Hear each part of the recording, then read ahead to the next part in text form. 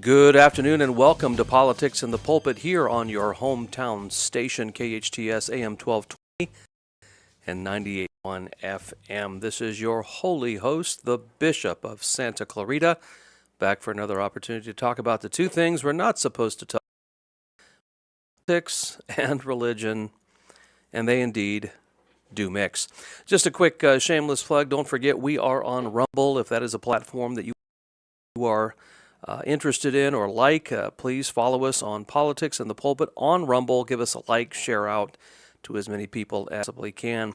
Our guest today at the bottom of the hour is Deputy District Attorney Jonathan Hatami. Some of you might know Jonathan ran an unsuccessful campaign. Of course, Nathan Hochman is our current DA here in Los Angeles. However, Jonathan was a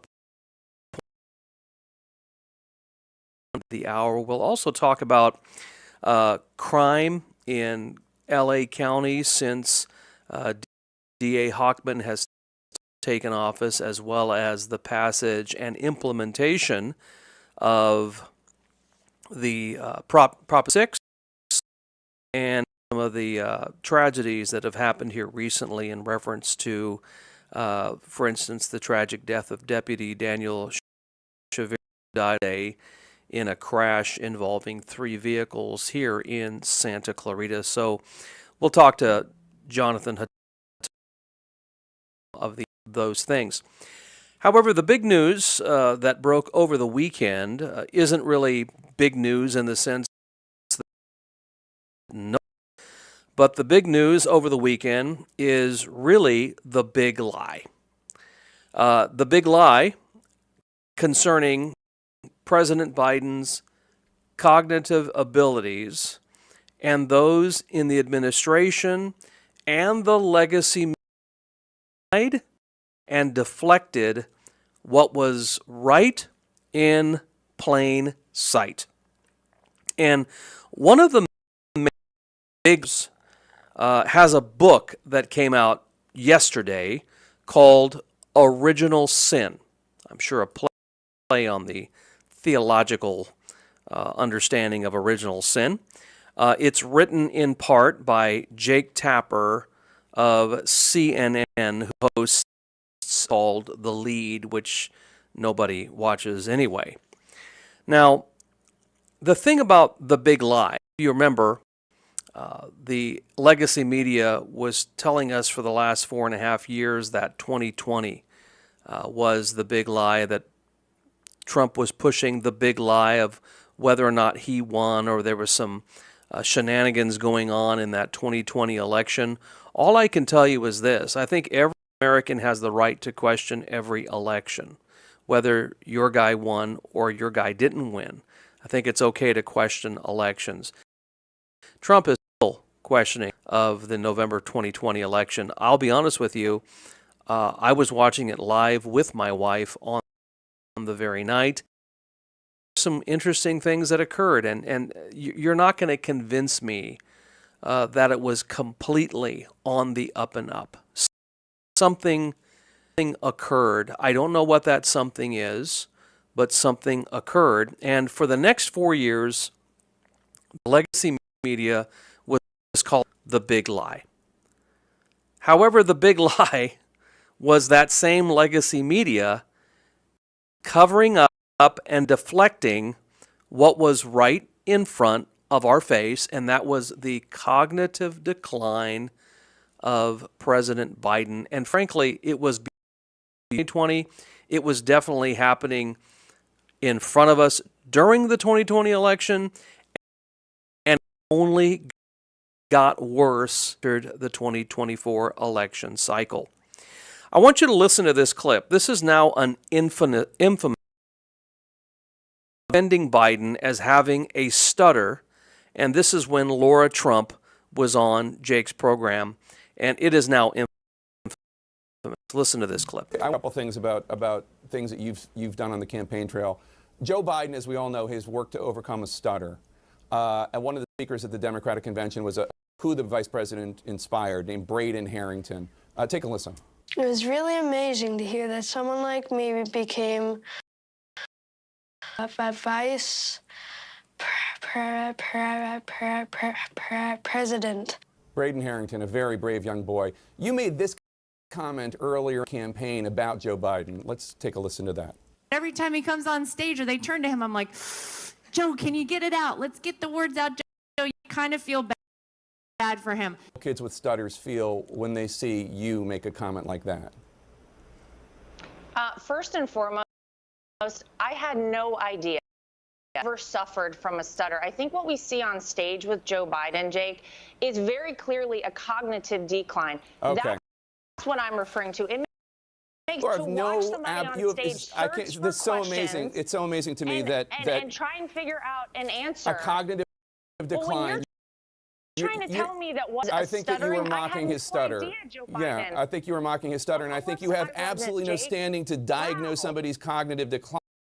But I would think that somebody in the Trump family would be more sensitive to people who do not have medical licenses diagnosing politicians from afar. People have diagnosed your father from afar, and I'm sure it offends you. Your father-in-law from afar. I'm sure it offends you. You don't have any standing to say. I'm not diagnosing him. I'm saying we see that Joe Biden is I have one last struggling question for you, Laura. You can't times on stage, and it's very concerning to a lot of people. This could be the lead of free world. Okay. That is all I'm saying. I genuinely feel sorry for Joe Biden. I appreciate it. I'm sure it was from a place of concern. We all believe that. Laura, thank you so much.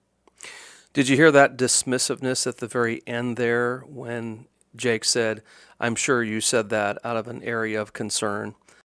And did you also notice the tee up?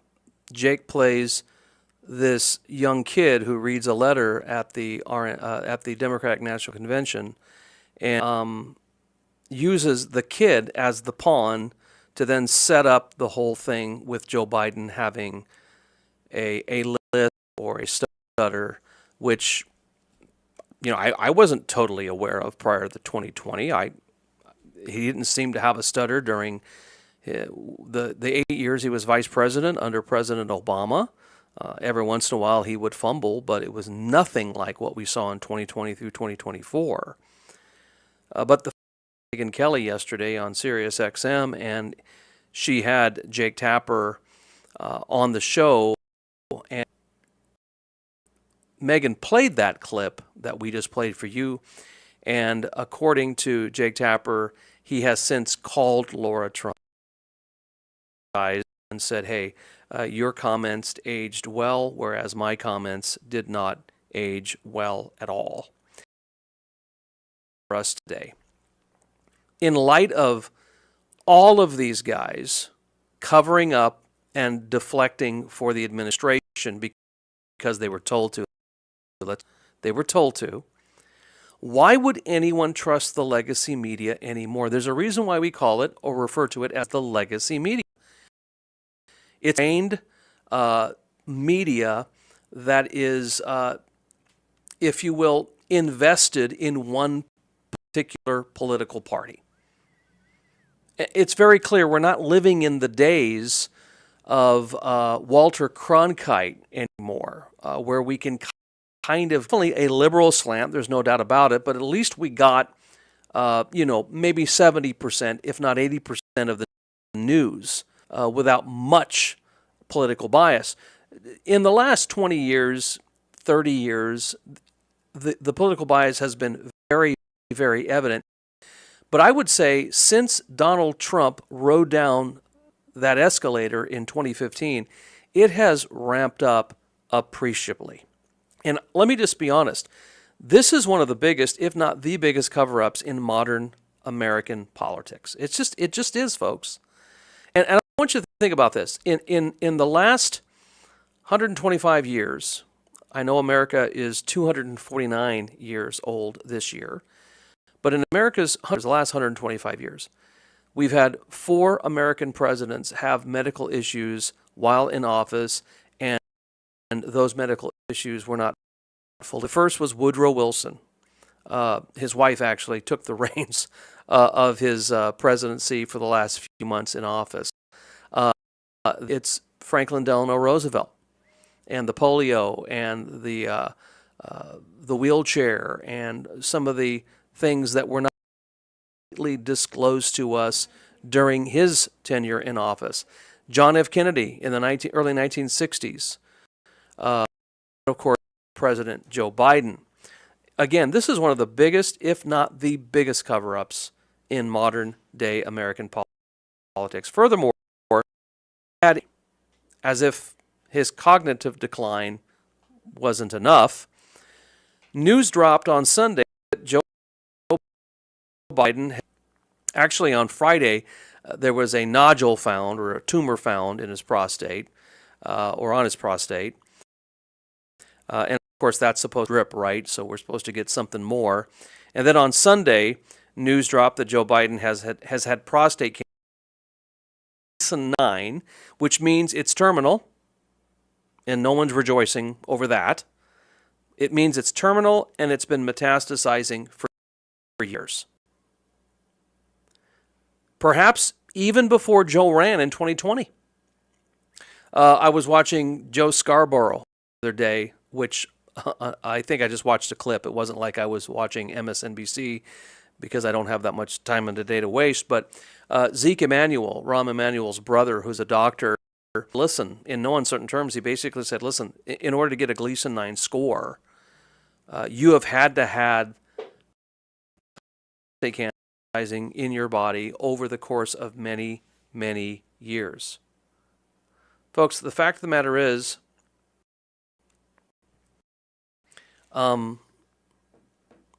this is another cover-up on top of the cover-up. The other thing is, who in the legacy media knew this? Not just the cognitive decline, but knew that he had cancer, just cancer, but a metastasizing, serious form of prostate cancer that is now a Gleason 9. And here's another question for you. Why are the Democrats even being taken seriously anymore?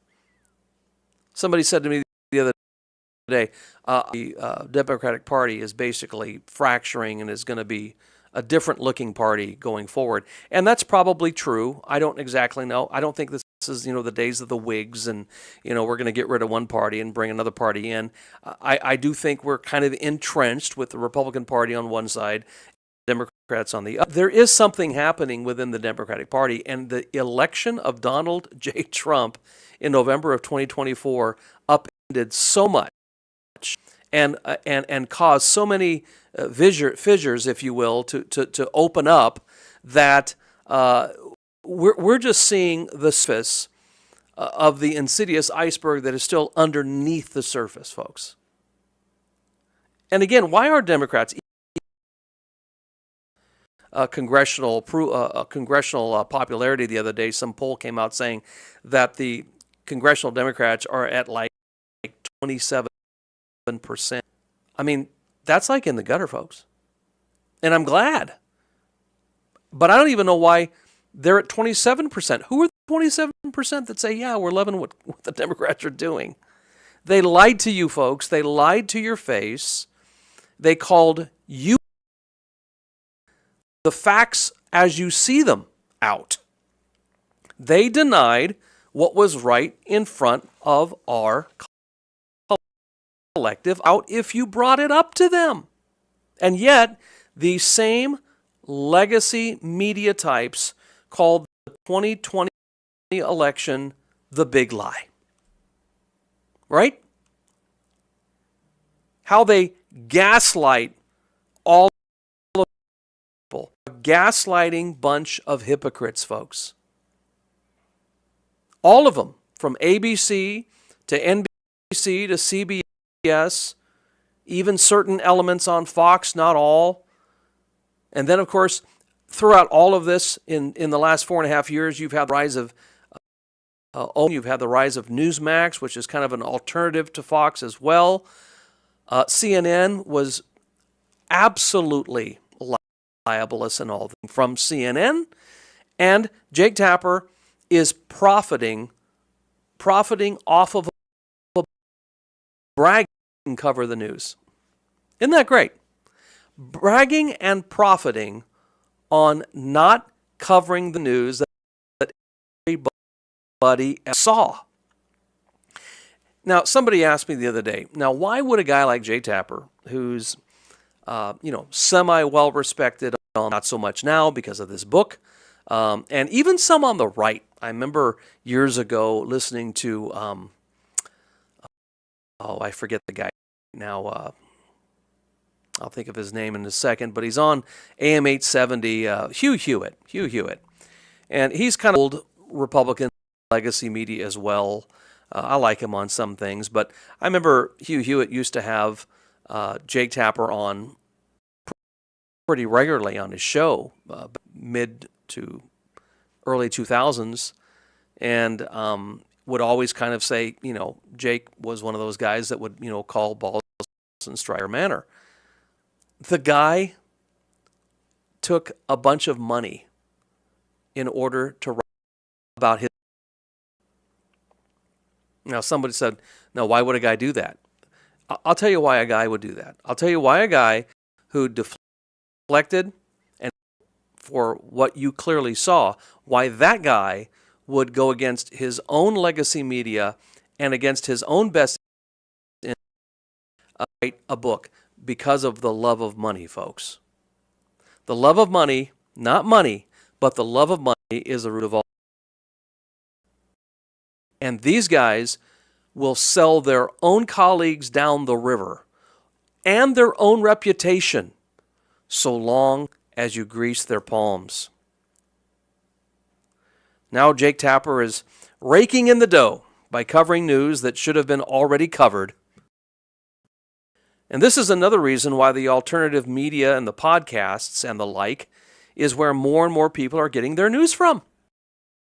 This is why the Trump team was so ahead of the time in 2024 by bypassing the legacy media and going right to the Joe Rogan, going right to the podcasts and the alternative media and the Breitbarts of the world.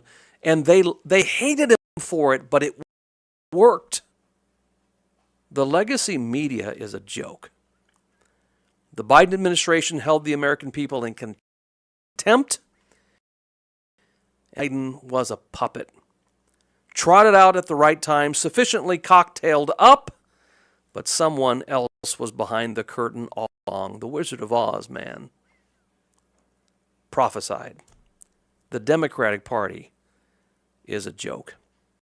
Up next, my friend, Jonathan Hatami. We're going to talk about crime in Los Angeles and see how things are going since Prop 36 has been instituted, and Nathan Hochman on your hometown station.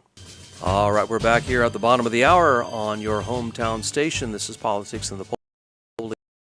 Bishop of Santa Clarita, Pastor Jerry Cook. Just a couple quick things here as well. Don't forget, as we mentioned at the top of the hour, our Rumble channel, Politics in the Pulpit. Please. Also, for those of you that are wanting to get into the holiday spirit, don't forget this Monday at Eternal Valley at 10 a.m. in the morning. Eternal Valley puts on a great Memorial Day celebration with several of our dignitaries present, great speakers, and usually a fly time. I've been there. There's been a great flyover. So encourage you to come out this coming Monday. Then, of course, on June 28th at the Freedom's Way Baptist Church at 5 Valley Concert Band will be playing over an hour of patriotic music and medleys. We're calling it the Stars and Stripes. I encourage you to come out. It's a free event. I think you'll enjoy it greatly. On the line now, joining us here on Politics in the Pulpit is Jonathan Hatami. He, of course, is the district attorney and is now the assistant head deputy of the Complex Child Abuse Unit. Jonathan, how are you?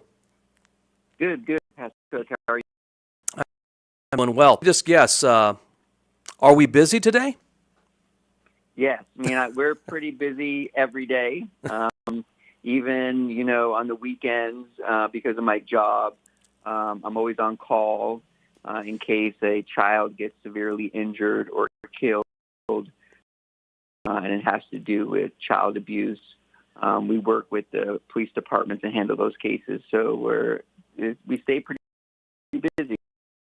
Appointment to that position here a little bit later, but I want to talk about something that strikes close to home for all of us And that's about the recent death of Deputy Daniel Shavira, who died on Monday after being airlifted to Henry Mayo Hospital here in.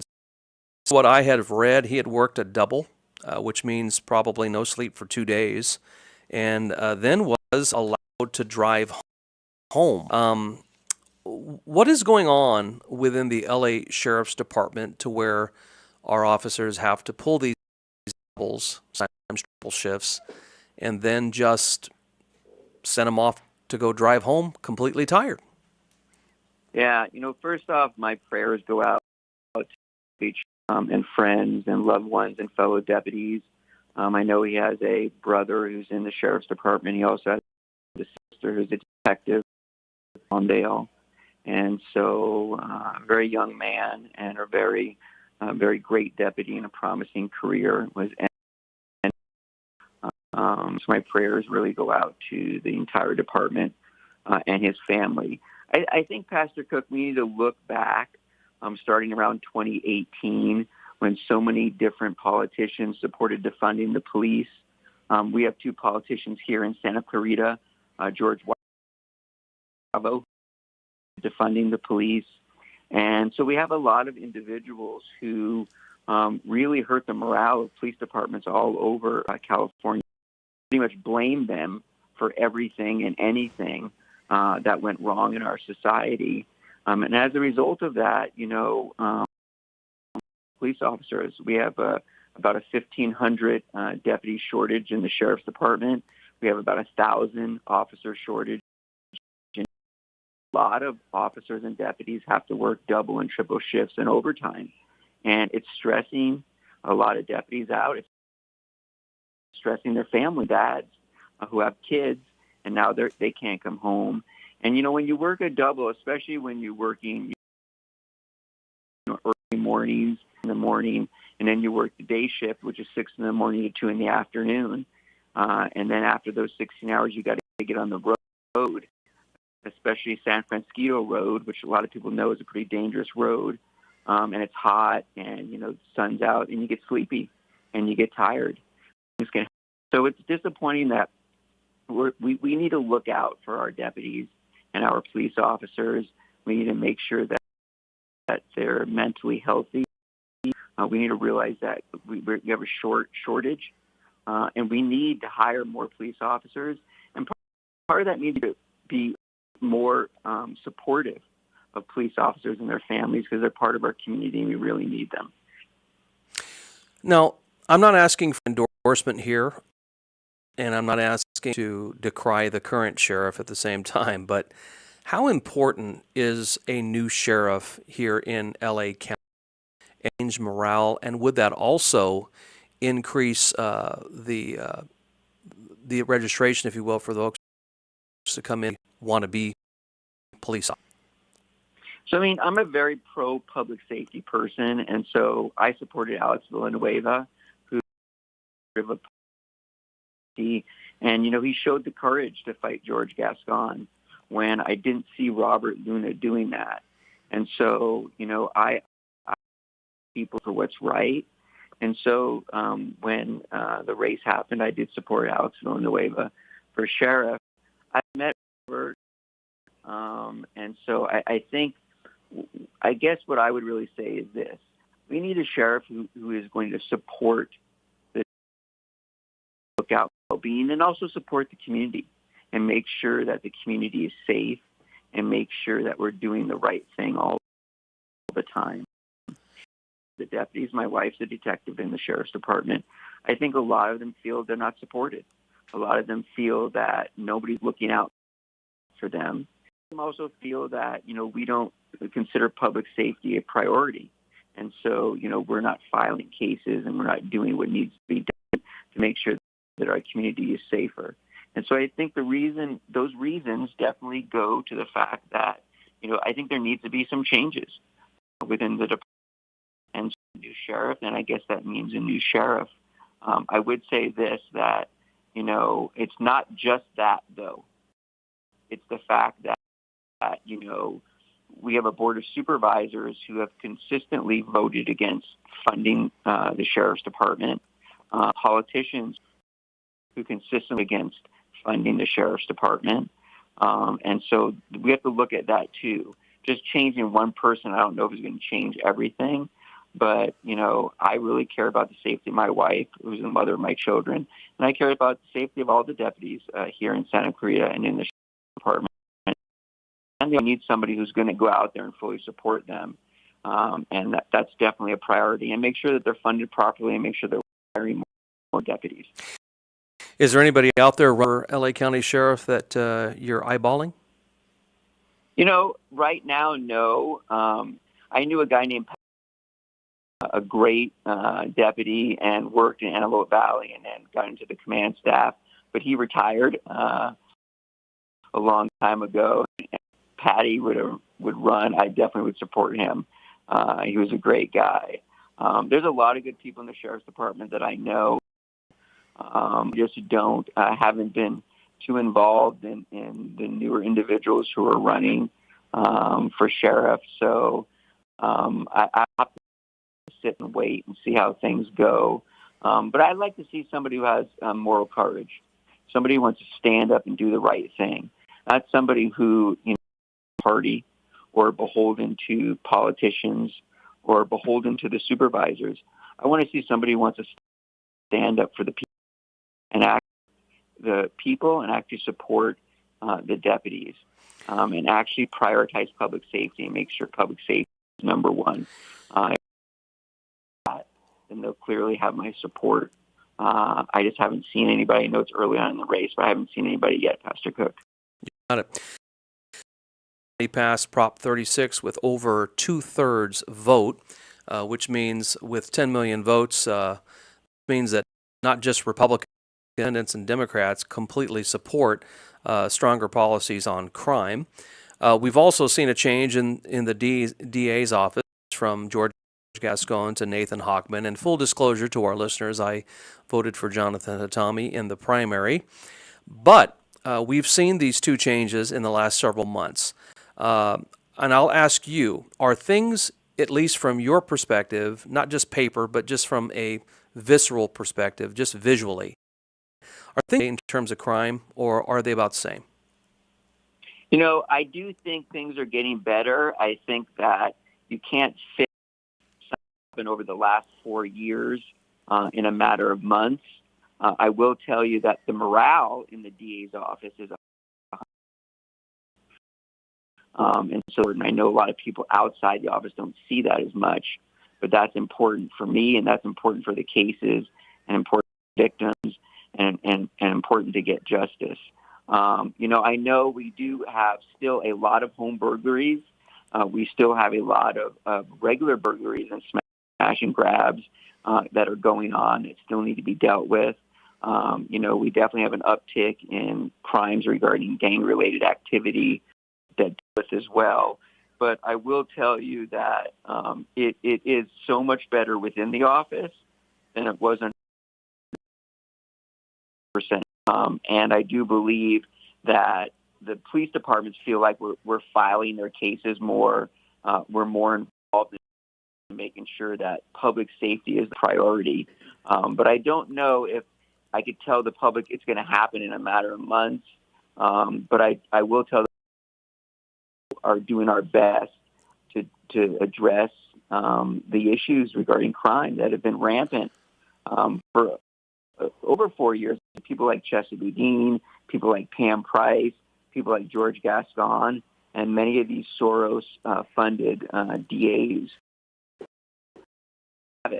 And really, we're pro-criminal. And now we've kind of tried to move away from them.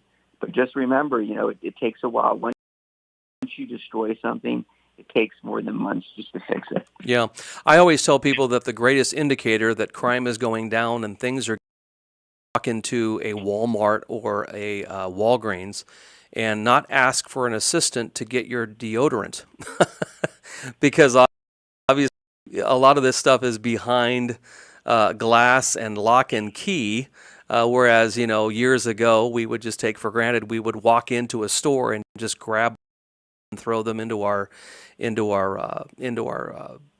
basket. But now, of course, we have to ask for an attendant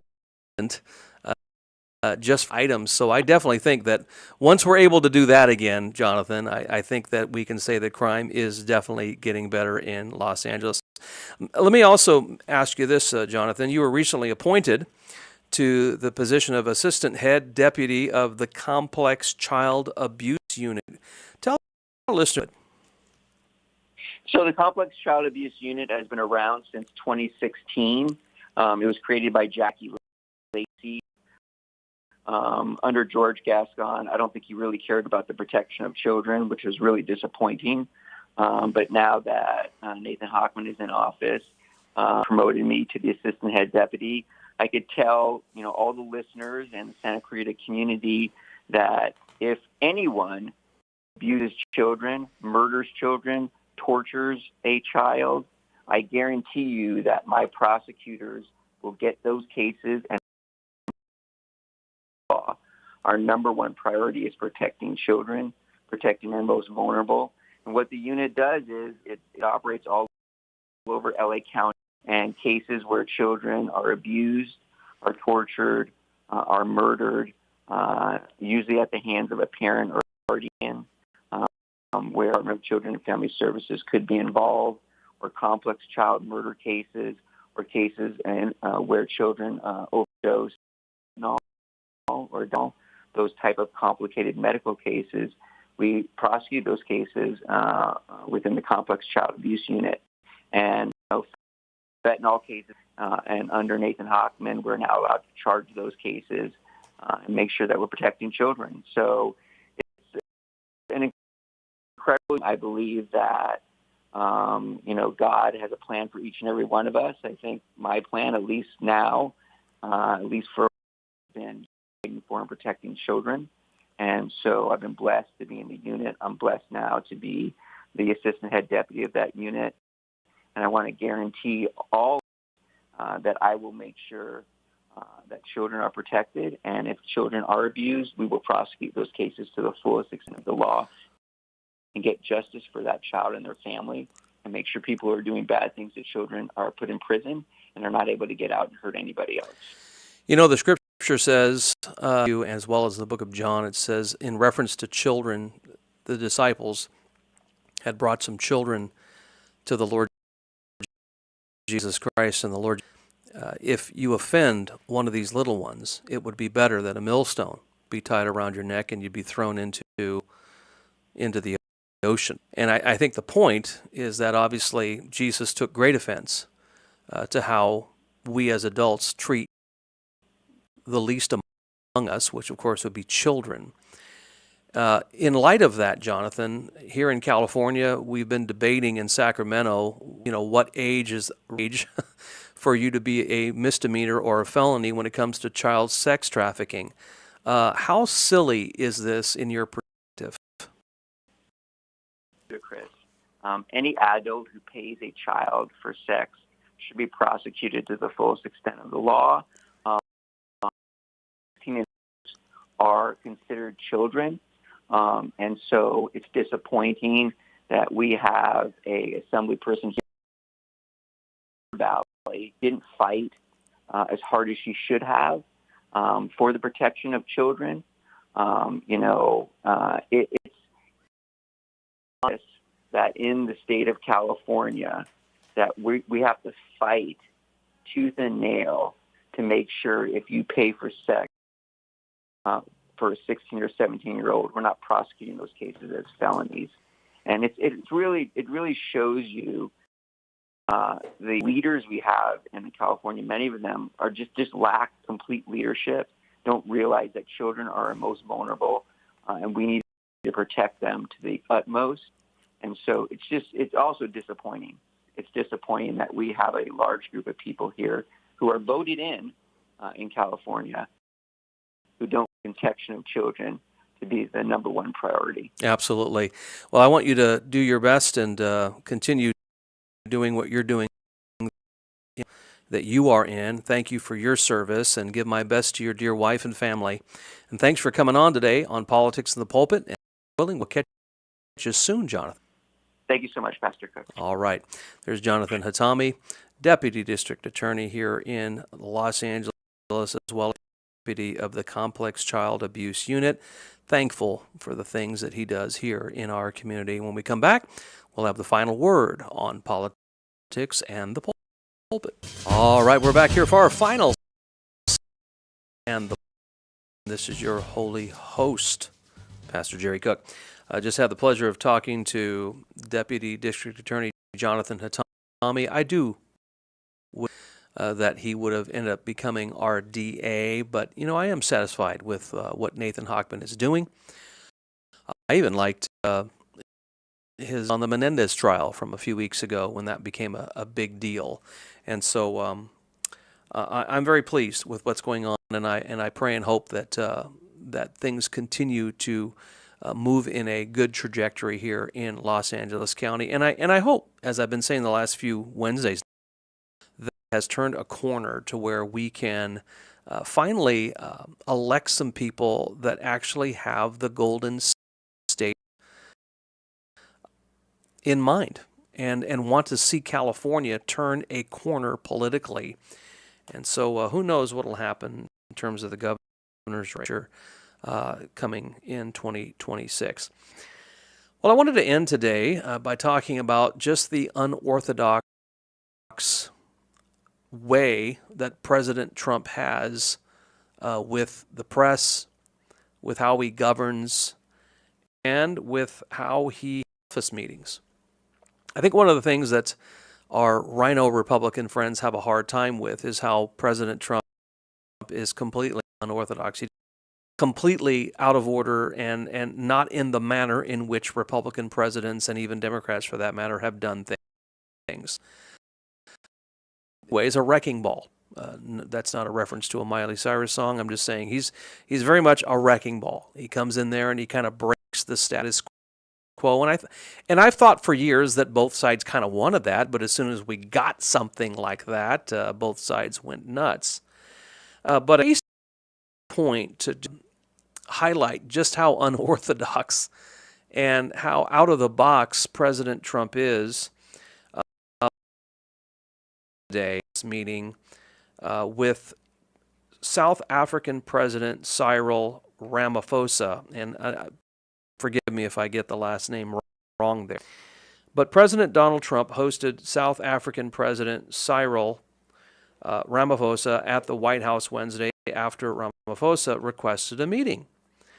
And this is from Town Hall, folks. As reporters entered the Oval Office, they saw a television screen, an item.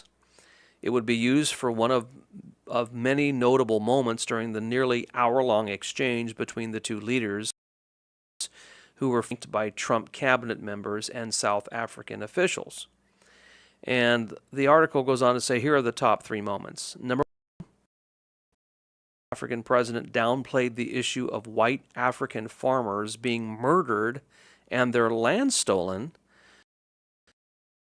4 minutes otherwise, and the South African president was visibly, you could tell, in disbelief and quite uncomfortable, that highlighted some rants from his own government officials there in South Africa, talking about we're going to take it from the white people, and no one's going to stop us. And in fact, one of these guys started dancing, like he was just rejoicing in it. And by the way, this is the whole Afrikaans, the white Afrikaans farmers debate that has been happening the last couple of weeks, where from South Africa wanted to come here for asylum and offered a good, compelling reason for asylum.